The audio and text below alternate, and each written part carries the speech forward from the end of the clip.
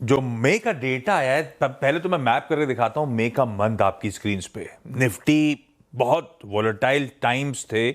मई के मंथ की ये मैपिंग जो लकीर आपको नजर आ रही है, और इस प्लेट को फ्लिप करिएगा तो ईयर टिल डेट काफी समय हो गया है भारतीय बाजार लगातार दिक्कतों से जूझते हुए आपको नजर आ रहे हैं। और इस बार का जो डेटा म्यूचुअल फंड इंडस्ट्री का मई का आया है, वो कह सकता हूं एक सिग्निफिकेंट शिफ्ट दिखा रहा है बिहेवियर में।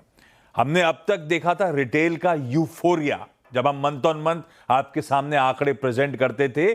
इस बार के आंकड़ों में विजिबल है कि लम सम एलोकेशन पे कुछ हद तक ब्रेक लगता हुआ, लेकिन जो हमारे कोर सिस्टमैटिक इनफ्लोज हैं वो अभी भी रेजिलिएंट नजर आ रहे हैं। डेटा के साथ समझाता हूं, यह आपकी स्क्रीन पर है इक्विटी मार्केट्स के, इक्विटी फंड्स के इनफ्लोज मई मंथ के। मंथ ऑन मंथ मई महीने में 40% का डिक्लाइन, 38,500 करोड़ से रिड्यूस होके तकरीबन 23,000 करोड़ पे पहुंचते हुए। और हमने ये आंकड़ा एक महीने पहले मार्च में 40,000 करोड़ पे प्लस देखा था, तो वहां से तो 43% का डिक्लाइन आपको इक्विटी फंड्स के इनफ्लोज में नजर आएगा।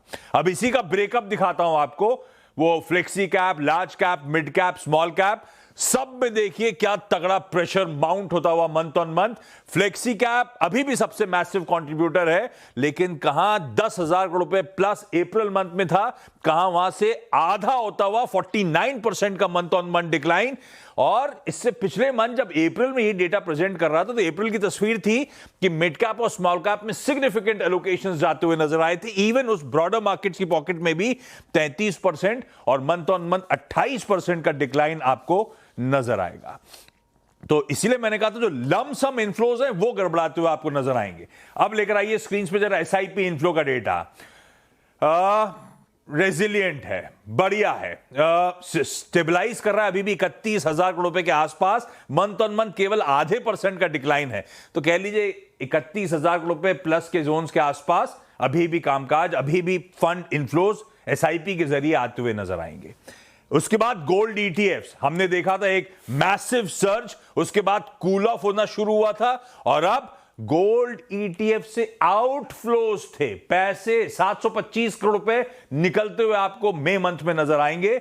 और ऐसे ही सिल्वर में back to back 4th straight month हो गया है, सिल्वर ईटीएफ में भी आउटफ्लो नजर आएगा। जो नेट एयूएम से इंडस्ट्री के, उसमें जरूर स्लाइड आधे % के आसपास का दबाव, लेकिन वो 81 लाख करोड़ रुपए के ऊपर ही आपको कामकाज करता हुआ नजर आएगा।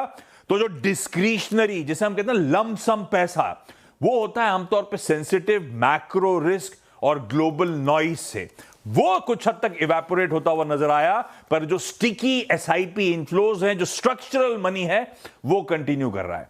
अब इस मंथ ऑन मंथ डिसेलरेशन को कैसे रीड करूं?